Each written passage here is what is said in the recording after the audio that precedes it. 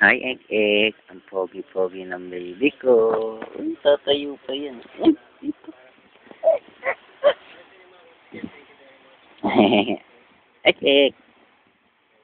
Pogi, oh. Uy, oh, pogi. No, higa na ang pangit, oh. Oh. Yan po yung anak ko, si Mark Xavier. Pogi-pogi. Parang ano, ilag siya ng kamay.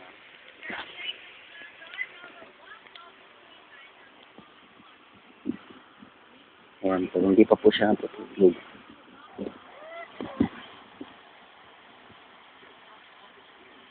Ayan.